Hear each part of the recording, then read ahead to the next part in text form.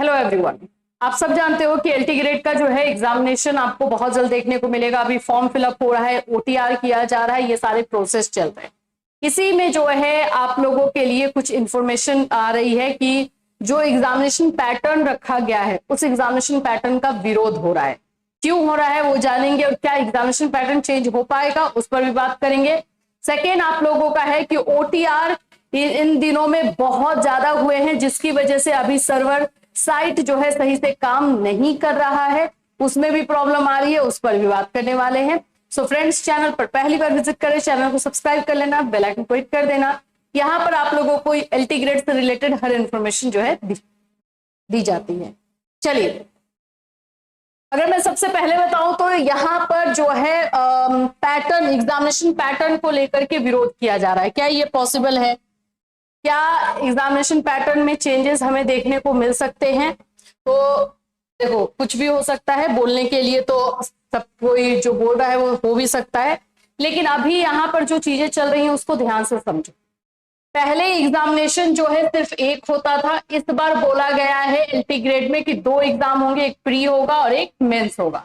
इनको इससे कोई दिक्कत नहीं है, जो प्रॉब्लम आ रही है वो इससे दिक्कत नहीं है। उनका दिक्कत ये है कि प्री जो है ऑब्जेक्टिव हो रहा है तो मेंस भी ऑब्जेक्टिव होना चाहिए। ये सब्जेक्टिव जो दिया जा रहा है, जिसको वर्णनात्मक कहते हैं, उससे इनको प्रॉब्लम है कि वर्णनात्मक ना हो करके ये ऑब्जेक्टिव ही एग्जामिनेशन होना चाहिए।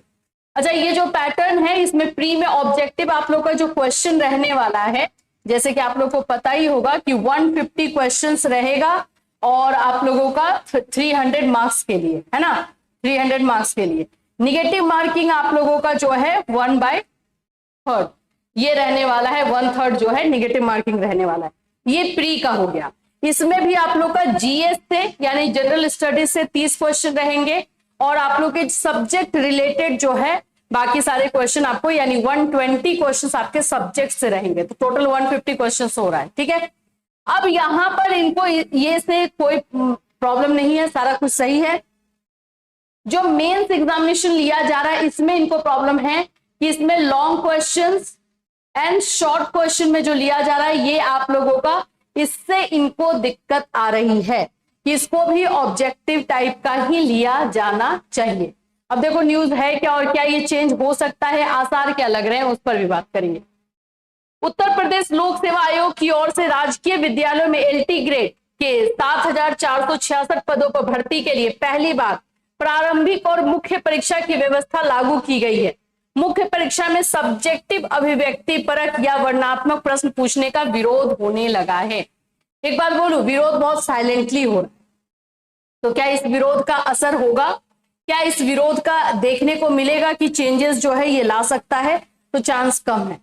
अगर बोला जाए तो चांस कम है। इतने टाइम के बाद जो है ये वैकेंसी आई हुई है तो बहुत सारे पॉइंट्स निकाले जा रहे हैं, चेंजेस, रूल्स रेगुलेशन चेंज हो रहा है तो पॉइंट उठाए जा रहे हैं, बट बिल्कुल चांस कम है कि आप लोग का पैटर्न चेंज होगा।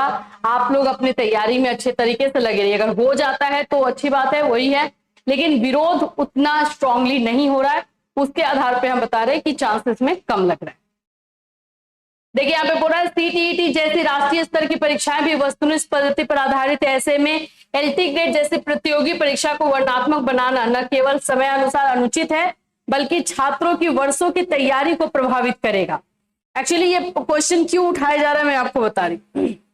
जो टीचिंग के का प्रिपरेशन करते हैं बच्चे, वो ज्यादातर ऑब्जेक्टिव प्रिपरेशन करते हैं, सब्जेक्टिव नहीं, लगभग ना के बराबर है।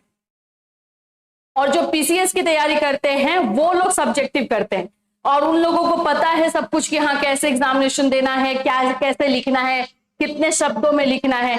तो यहां पर उनको फायदा हो सकता है, यहां पर उनको फायदा हो सकता है। और जो ये टीचिंग का जो प्रिपरेशन कर रहे हैं, इतने दिनों से प्रिपरेशन करके रखे हुए हैं, उन लोगों के लिए थोड़ा नुकसान हो सकता है। इसके लिए ये क्वेश्चन जो है बार बार उठाया जा रहा है। अभी एक और चीज इसमें मैं आपको बता दूं, ओटीआर करने आप जा रहे होगे, ओटीआर नहीं हो पा रहा होगा। रीजन इसका यही है कि बाबू यहाँ पर जो है मतलब रिकॉर्ड ओटीआर हुआ है। यहाँ पर 2.5 लाख, आप देख सकते हो 14 दिनों में 2.5 लाख ओटीआर है। सीट कितना है? 7,466। ओटीआर अभी तक कितने हो चुके हैं? 2.5 लाख। सोचो कि यूपी में कितने दिनों से ये सारी चीजें जो है बेरोजगारी फैली हुई थी, स्पेशली टीचिंग वैकेंसी में, जिससे कि बच्चे जो है पूरी तरीके से डेस्परेट हो गए हैं और होंगे भी। आप 8-8, 10-10 साल पे जब वैकेंसी निकालोगे तो क्या हो, यही होगा। अब यहाँ पे कट थ्रो कंपटीशन होगा, बच्चे पूरा मेहनत करेंगे, ये करेंगे, नहीं होगा तो उनको प्रॉब्लम होगी। ये चीजें जो है ना प्रॉब्लमेटिक है। देखिए, आवेदनों की संख्या के मामले में टूट सकता है आरओ एआरओ परीक्षा का रिकॉर्ड। ये भी हो सकता है कि जो एप्लीकेशन जो फॉर्म आए उसमें भी रिकॉर्ड तोड़ जो है आपको चीजें देखने को मिल सकती हैं। बहुप्रतीक्षित एलटी ग्रेड शिक्षक भर्ती में इस बार आवेदनों की संख्या का एक नया रिकॉर्ड बन सकता है। आवेदन शुरू होने से पहले 14 दिन में 2.5 लाख नए अभ्यर्थी वन टाइम रजिस्ट्रेशन के माध्यम से, अब यहाँ पे यूपीपीएससी में 2.5 लाख जो है ओटीआर हो चुका है और अभी साइट काम नहीं कर रहा है ढंग से। तो आप लोग भी थोड़ा सा टाइम देख करके ही ओटीआर करो, क्योंकि बच्चे मैसेज कर रहे हैं कि मैम मेरा नहीं हो पा रहा है। तो आप में कोई गलती नहीं है, वो साइट का प्रॉब्लम है, क्योंकि एक्सेस बोल सकते हो कि बहुत ज्यादा जो है उस साइट पर लोग ओटीआर करने को जा रहे हैं, इसलिए ये नहीं हो पा रहा है।